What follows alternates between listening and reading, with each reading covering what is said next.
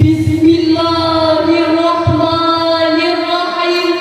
Assalamualaikum warahmatullahi wabarakatuh. Alhamdulillahi bil atiyah.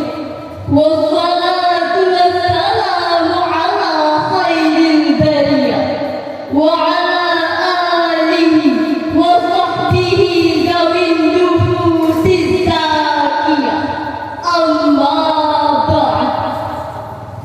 Tiada kata yang paling indah selain memuji kepada Allah, Zat yang Maha Pura, atas limpahan rahmat dan kasih sayangnya, sehingga kita masih bertauhid dengan kalimat La ilaha illallah Muhammadur Rasulullah.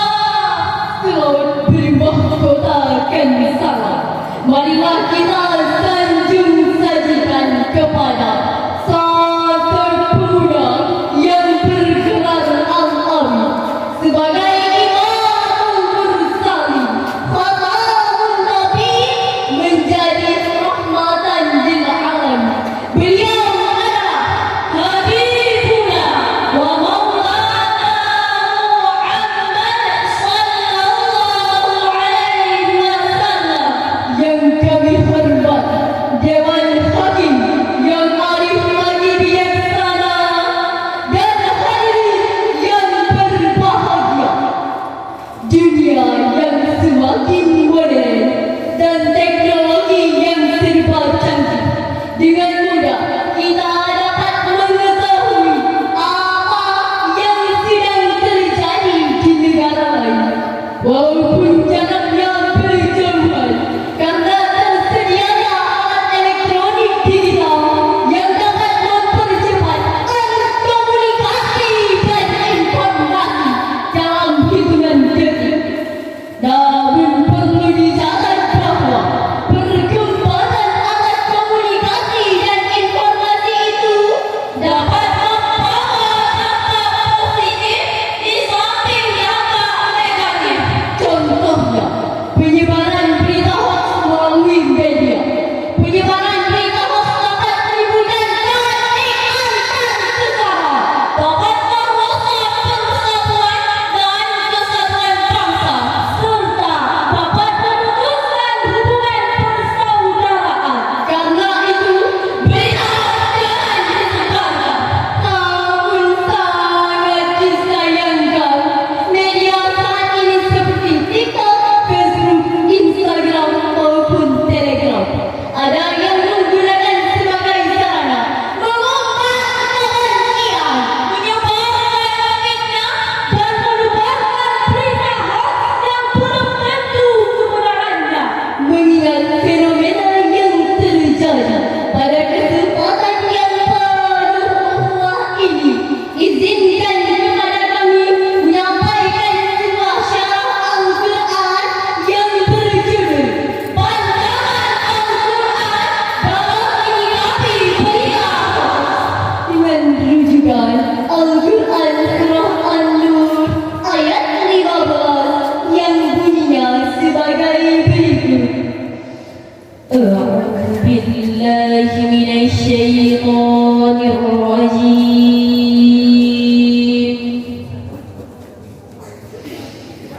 Bismillahirrahmanirrahim.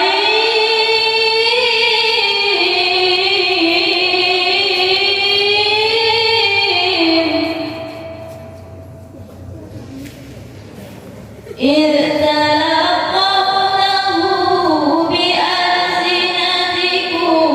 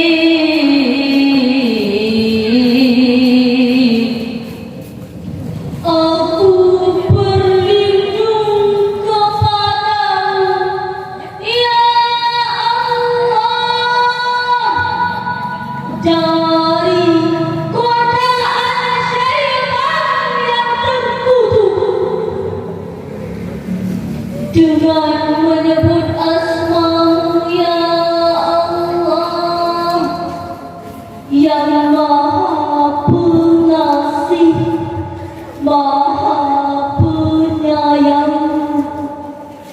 Ingatlah ketika kamu menerima berita bohong itu dari mulut ke mulut, dan kamu katakan dengan mulutmu apa yang tidak kamu ketahui sedikit pun, dan kamu menganggapnya remeh, padahal dalam pandangan Allah itu masalah besar. Hadirin yang berbahagia, dalam kitab Al-Mukhtasar fi Tafsiril Qur'anil Karim yang ditulis oleh sejumlah ahli tafsir dan diterbitkan oleh Pusat Tafsir untuk Studi Al-Quran Saudi Arabia, dijelaskan bahwa ayat ini memberi teguran kepada orang-orang muslim yang menyebarkan berita yang tidak jelas kebenarannya. Allah Subhanahu wa Ta'ala mengingatkan kita jangan sekali-kali memandang penyebaran berita bohong itu masalah yang kecil dan remeh. Ketahuilah bahwa itu masalah besar.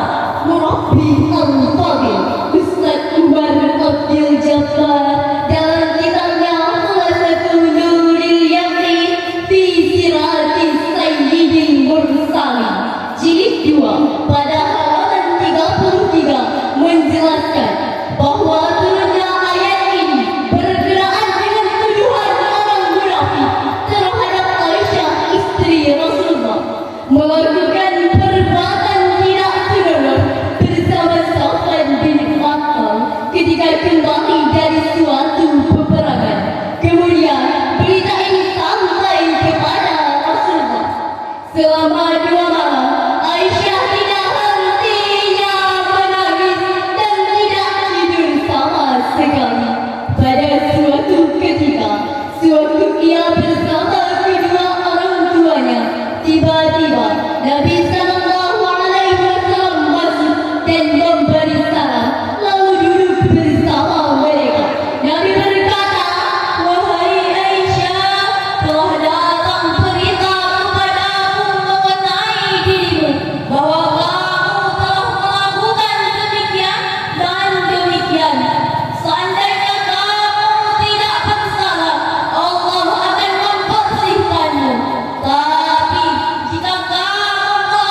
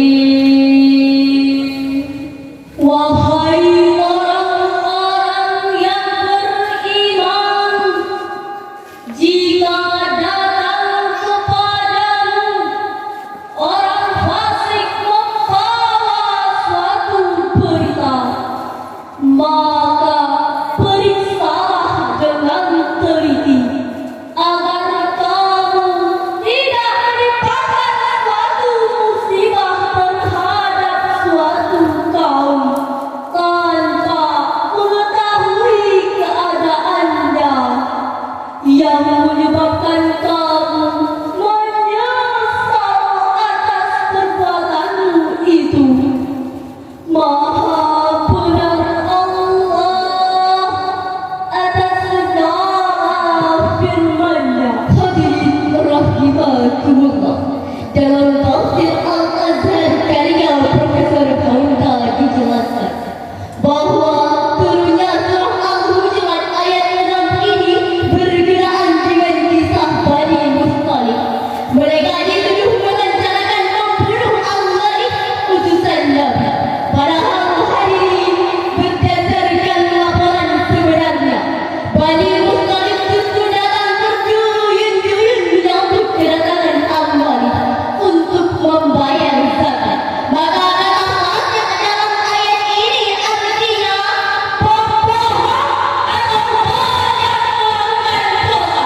Berdasarkan ayat ini ada beberapa hal yang harus kita lakukan. Antara lain, kita tidak boleh menelan mentah-mentah suatu informasi yang masih diragukan kebenarannya.